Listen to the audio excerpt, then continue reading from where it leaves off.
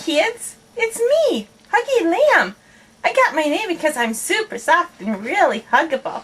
At least that's what my mom says.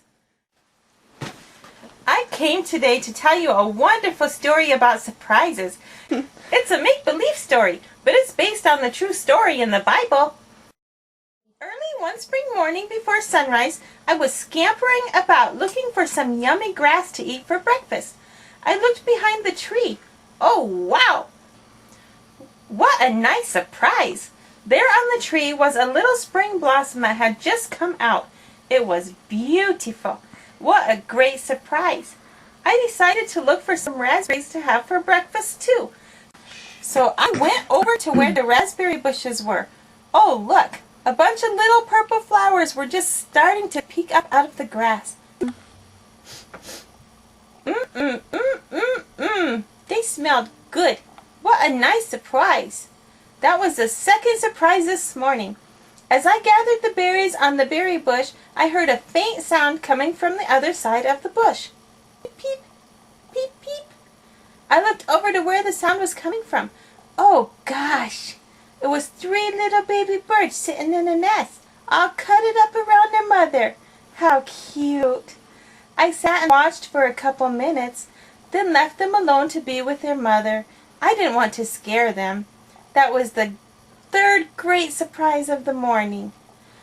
Then, all of a sudden, I heard the sound of footsteps. The sound was kind of loud, so I knew it was the footsteps of people.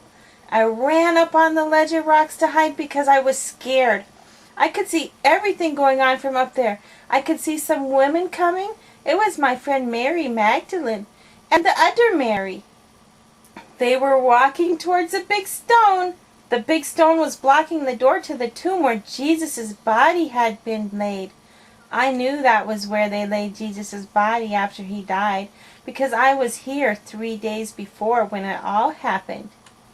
Just then there was a big earthquake. Rumble, rumble was the sound it made. It was kind of scary. Then an angel from heaven came and rolled the stone away from the tomb. What a sight! He was bright as lightning, and his clothes were as white as snow. He was so bright it was hurting my eyes. I looked over at Mary and the other Mary.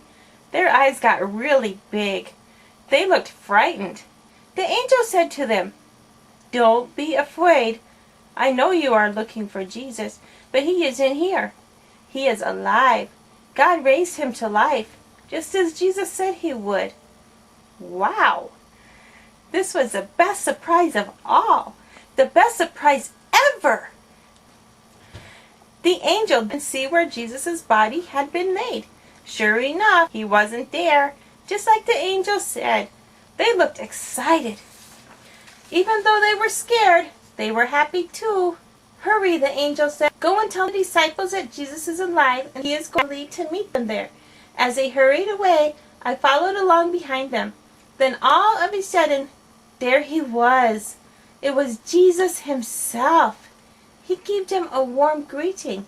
They were so excited they didn't know what to say. They fell at his feet and praised him. Then Jesus said, "Tell my followers to go to Galilee. Tell them they will see me there." They couldn't keep this great surprise to themselves. They were so excited to share the great news with their friends. The great surprise that Jesus was alive. It was the best surprise of all. Finally, it all made sense. Just days before, Jesus had told them that on the third day, he would be raised to life. Now they could see that it all happened just like he said it would. Even death couldn't keep Jesus in his grave. God raised him back to life, and that is something to celebrate! This was the most special morning of all.